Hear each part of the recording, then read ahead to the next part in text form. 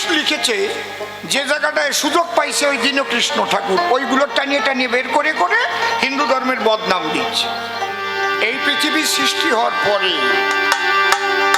যত ধর্মমত সৃষ্টি হয়েছে, সমস্ত ধর্মমতের দিন তারিখ সাল তারিখ আছে, কবে কোন ধর্ম প্রবর্তিত হয়েছে এবং কোন ব্যক্তি আসার কারণে হয়েছে। এই ঠিক কর, মেশিন লাগা।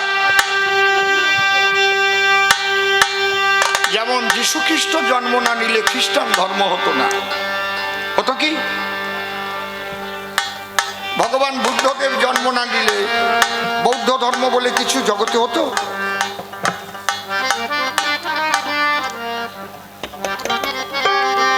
গুরু নানক দেবজি জন্মগ্রহণ না করলে শিখ ধর্ম হতো না।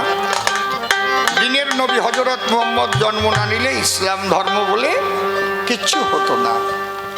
তাহলে এর আগে কি ছিল? প্রথম থেকেই ছিল সনাতন। হরিচাঁদ কেন এলেন? এই জায়গাটা আমি আগে হাত দিচ্ছি। তাহলে আগে কি ছিল? সনাতন। সেই সনাতনের মধ্যেও কিছু আবর্জনা ঢুকে গেল। কিছু সুবিধাবাদী মানুষ যাদের হাতে খাতা কলম ছিল, শিক্ষাগত যোগ্যতা ছিল, তারা সমাজের 85% মানুষকে শাসন শোষণ করে খাবার জন্য ধর্মের দোহাই দিয়ে ধর্মীয় সাহিত্যের ভিতরে, ধর্মগ্রন্থের ভিতরে এমন কিছু ঢুকালো যেটা কখনো মানুষের কল্যাণমূলক হতে পারে না। যেমন শ্রাদ্ধ করে আত্মাকে স্বর্গে পাঠানো, মন্ত্রতন্ত্র পড়ে একেবারে আত্মারে ঠেলিয়ে স্বর্গে পাঠায় যায়। এ কোনোদিন হয় নাই। বুঝতে পারছেন কি বলছি? আত্মা হচ্ছে ধরাছোঁয়ার বাইরে। গীতায় লেখা আছে, নৈনং সিন্ধন্তি শস্ত্রাণি নৈনং দহতে পাবক ন চৈনং ক্লেদয়ং তাপো ন শোষয়তি মন্ত। যাকে বাতাসে শোষণ করতে পারে না, টোনটা কোথায় বেশি আছে দেখো, যাকে অস্ত্রে কাটতে পারে না, যাকে জলে ভিজাতে পারে না। হারমোনিয়ামটা একটু কমিয়ে দাও, হারমোনিয়ামের সাউন্ডটা একটু কমিয়ে দাও। তাহলে এই আত্মা মন্ত্র বলে স্বর্গে পাঠাই দিচ্ছে। স্বর্গে যাক আর না যাক, ওরে ফর্দ দেয় রে বাবন ঠাকুর মশাই। সাথী আনো, গটি আনো, লাঠি আনো, বাটি আনো, ভূমি দান করো, গাভী দান করো, স্বর্ণ দান করো। নাকি ঠিক বলছি না বেঠিক বলছি? তোমার বাবা সোনার আংটি টাংটি হাতে ছিল? বলে ছিল না। তো কি? তাহলে ভালো দেখে একটা আংটি বানায় আইনো, তোমার বাবা স্বর্গে যাইয়ে তো পরবে আংটিটা, উনি পকেটে ভরবে। এমন কিছু, এ তো একটা বললাম মাত্র। মনুসংহিতা পড়লে মনে হয় না যে ওটাকে আরো ঘরে রাখা উচিত। ডক্টর বাবা সাহেব বি আর আম্বেদকর মনুসংহিতা শুধু শুধু পড়াননি। তাহলে এগুলো কিন্তু বুঝতে হবে।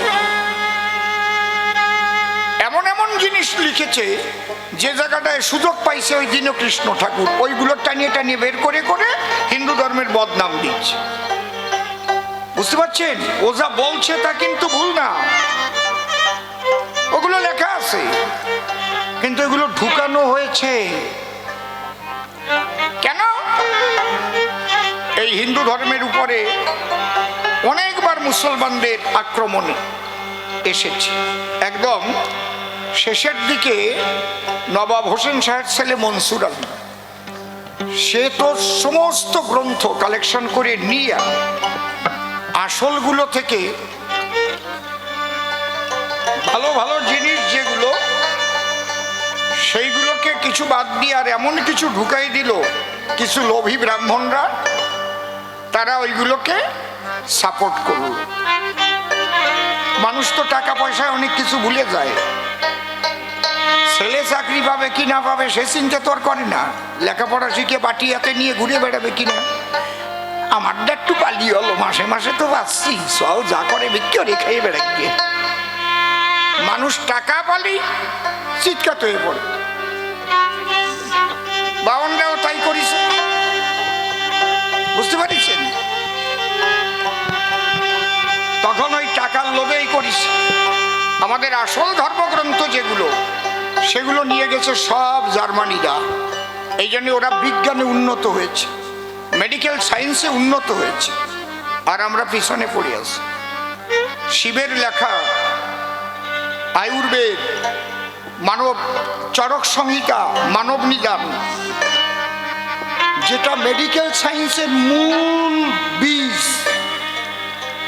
কোন গাছের শিকড়ে কি হয়, পাতায় কি হয়, বাকলে কি হয়, ফলে কি হয়, শিব লিখে দিয়ে গেছে।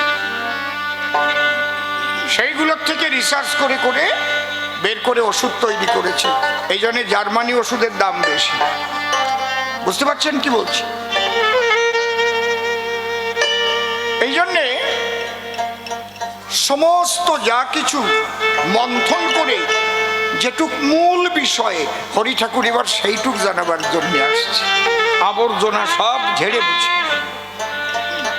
বোঝা যাচ্ছে? সমস্ত ধর্মীয় আবর্জনা যা আছে সেগুলো ক্যান্সেল করো। ধার্মিক হতে গেলে ওই সমস্ত লাগে না। বিরাট একটা টিকি রাখলাম বা বড় মালা নিলাম, আচার মালা, বড় তুলসীর মালা, বিরাট গেরুয়া বসন, তাতে আমি ধার্মিক হয়ে গেলাম না। একজন টাই পরেও ধার্মিক হতে পারে, রাজনীতি করেও সে বাক্যসিদ্ধ মহাপুরুষ হতে পারে, যদি হরি ঠাকুরের এই দর্শনকে নিজের জীবনে প্রতিফলিত করতে পারে। সে চাকরি বাকরি করতেও পারে,